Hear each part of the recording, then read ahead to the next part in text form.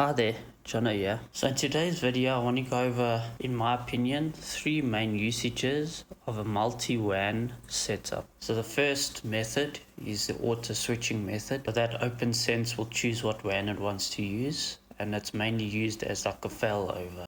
This mode will be the default mode that all default connections will use. So if you don't specify what connection uses what WAN, OpnSense will default to using this specific mode. The second method is WAN grouping. So this we get to choose what WANs we want to work together, and then we can tell it if we want it to work as a failover mode or as a load balancer. And the last mode is the manual mode, and this is pretty much deciding what exact connections go through what WAN. So you use a firewall to decide what goes where. Okay, I just want to quickly go over some example scenarios of where you would use which method or mode. So for the first scenario, it will be for the auto switching. So this mode is good for home office and small businesses that only require a failover internet connection. So let's say, for example, the first WAN is 100 megabits per second fiber connection. And then for the second connection, let's say, for example, it's plus minus 100 megabits per second 5G connection. With these two WANs, we can then, for example, set up the VPN to use the second WAN, so the 5G connection. With the default gateway switching mode, all your main devices will use the main fiber connection, and when it goes down, OpnSense will then switch over to the 5G connection as a failover. When the fiber connection comes back on, then OpnSense will move back into using this as the main connection. Since the VPN is going through the 5G, so the WAN 2 connection,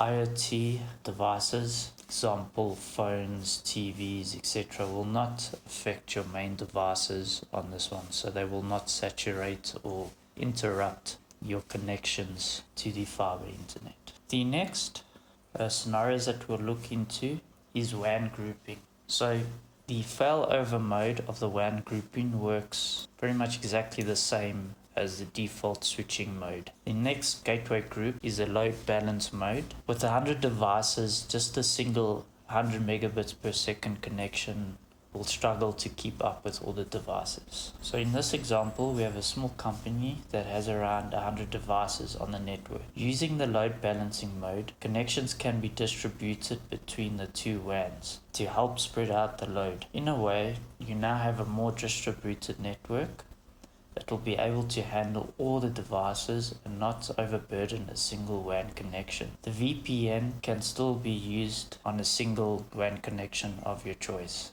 In a load balancing mode, if a single connection goes down, all traffic will then just get routed to the connection that is up. Okay, the next method or mode is manual WAN routing. So this method is a method that I personally use all the time. I recommend that everyone learn and get comfortable with this method. However, it is used mainly for medium to large companies and networks.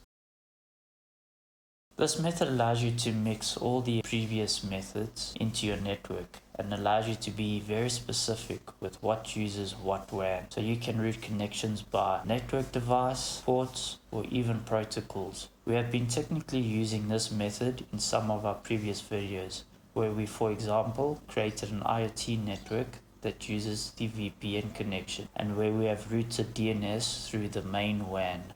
In this example, the network consists of 200 plus devices. A solution would be the following. Create 2 failover WAN groups. The first failover WAN group will use the first WAN as the main connection, the second WAN as a failover. The second failover group will be the opposite. So it will use the second WAN as the main connection and then the first WAN as a failover. This makes sure that no matter which connection goes down, each group has a backup.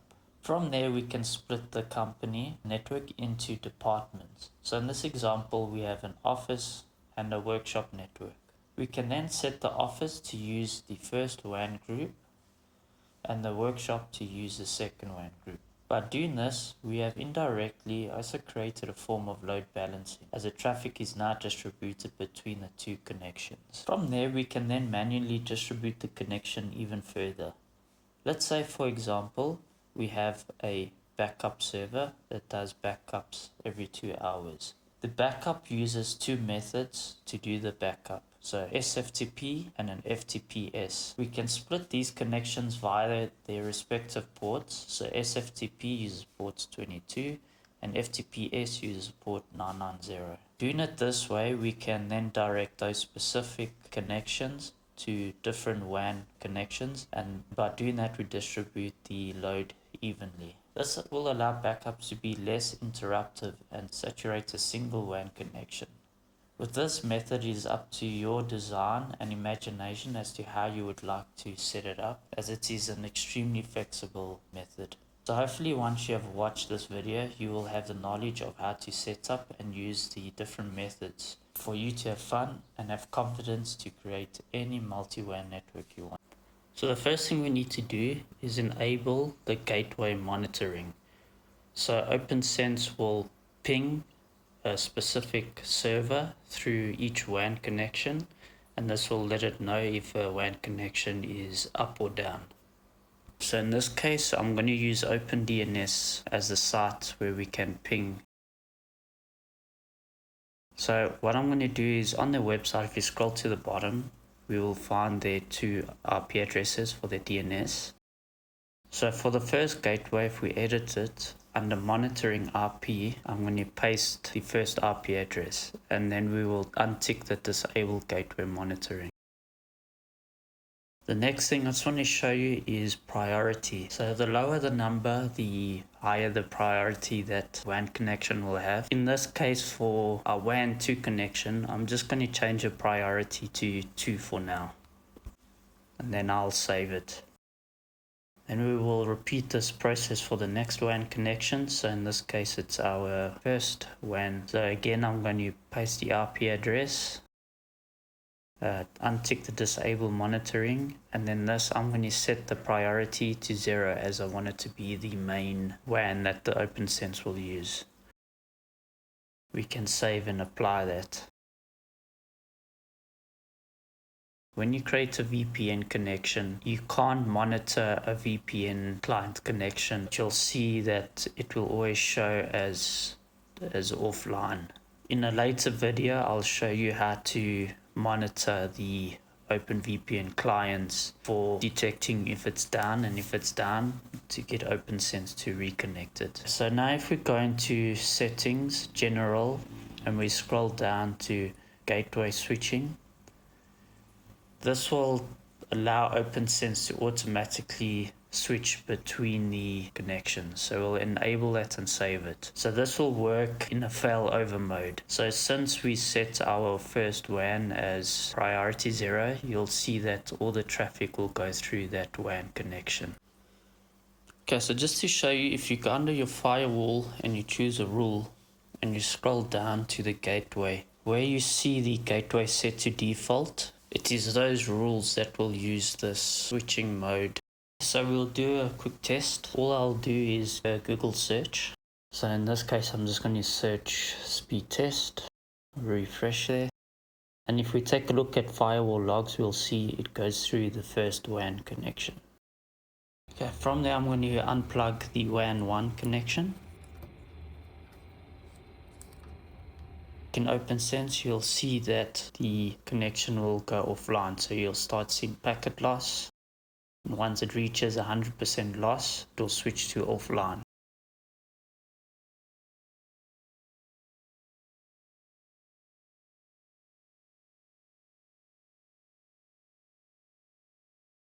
Now if we go back to Google and do another search, you'll see that the new connection is now going through WAN 2. So any new connections will now be switched over and all go through WAN 2. So I've sped this up a bit, but I'll plug the WAN connection back in, and after about 2 minutes or so, the connection will be back up. Once it is back up, if you look at the firewall logs again, you'll see that all new connections will start moving back to the first WAN. So if we do a Google search again, we'll see that it went through the first WAN. So now we'll move on to gateway groups. So if we go under system, gateways and group, we can then click on the plus icon to create a new group. So under group name, I'm going to call it failover WAN group. Just like with the switching, we will choose the tier. So the lower the tier number, the higher the priority of that connection will be. For the trigger level, you get the following. So when a member is down, if there's high packet loss, high latency, or both packet loss and high latency. So I'll set it as member down. So that means once a member is 100% down, it will then swap over to or fail over to the next WAN connection. And then for the description, I'm just going to give it the same as a name, and then we can save it. Now I'll show you how to create a load balancing mode. So I'm just going to call it a WAN balance. Now to set it as a load balancing mode, all you have to do is give the WAN connections the same tier. So in this case, I'll give them both tier 1.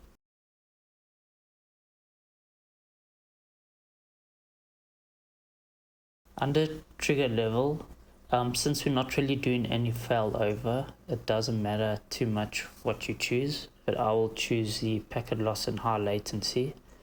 And then for the pull option, I'm going to just set it to round robin. So it will go through, in this case, the first WAN, then I'll go WAN 2, and so on and so forth. Once you're ready, we can save that.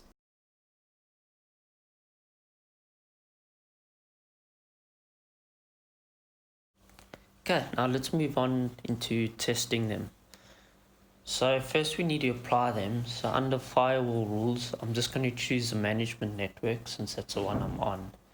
And then for all HTTPS traffic, if we scroll down and we find where it says gateway, I want to change it to, in this case, the failover WAN group.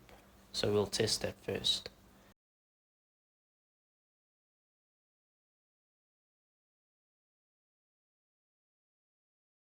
Okay, so we can save that and apply it.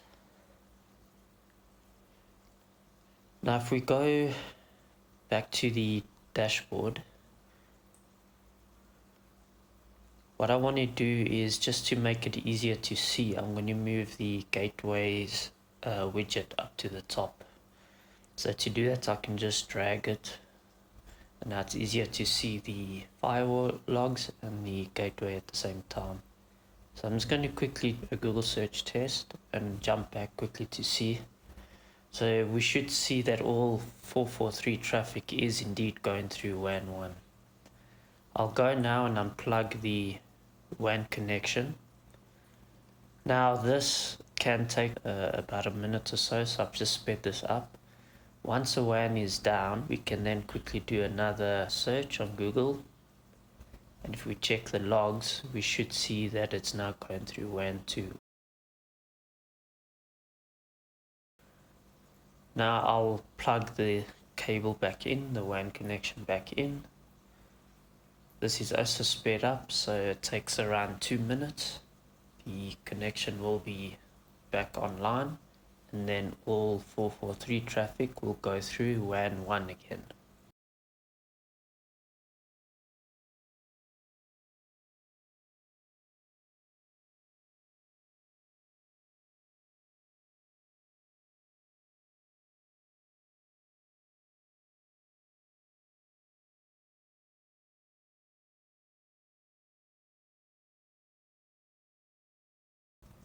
There we go, it's going through WAN 1 again.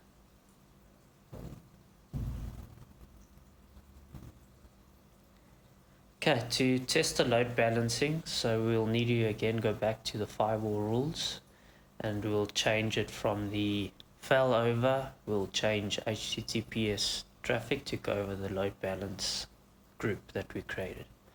So I'll change it to the WAN balance, save and apply it.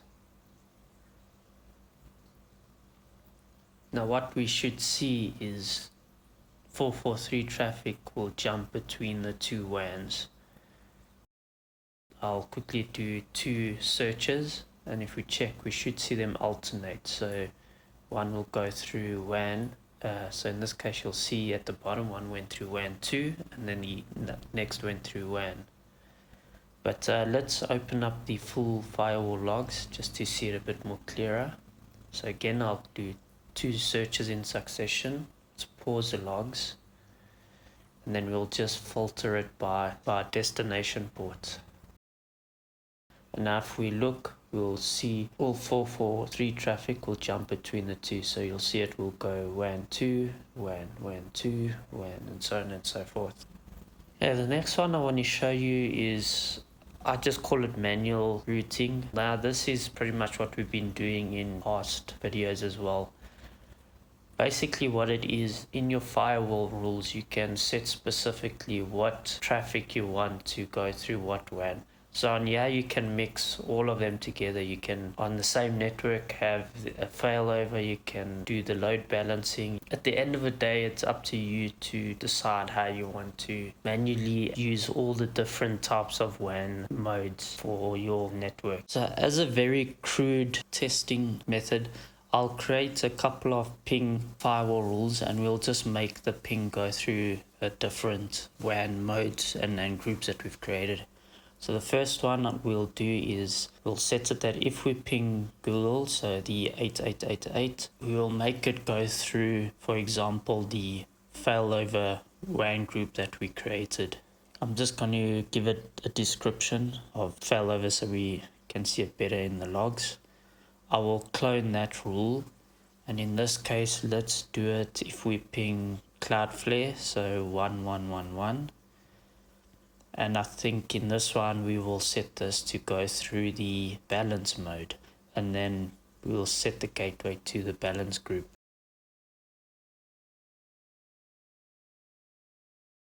I'm then just going to move these rules above the normal ping that we had. So for this firewall rule, we'll just set it as, for example, to always go through the first WAN 1 connection. So any other ping to the public internet will go through WAN 1. So you could do this, for example, you could set the gateway to go through the VPN or to always go through WAN 2, or you can set it to default and it will go through the default switching mode. Okay, so we'll do a test. We'll go to the full firewall logs. I'll open a terminal and then we will start by pinging Google. So ping 8.8.8.8. Now if we check our logs, we should see that that is going through the failover gateway group.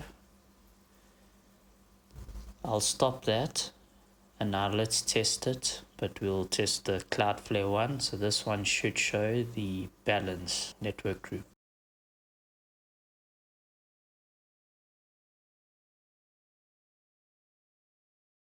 So if we check, we see it's going through the balance network. So this is what I mean by manual routing, is that through one network, depending on the traffic and how you want the firewall rules to be, you can set specific devices to use a specific WAN connection. You can set specific protocols, specific ports. You can go mad and just have fun with it and just see what you need in your network and then set it up as needed. So I want to thank you for watching, and I hope this helped you a bit. If there's anything you're not clear about, I can try do more in detailed examples. But until then, thanks for watching, and I'll see you in the next one.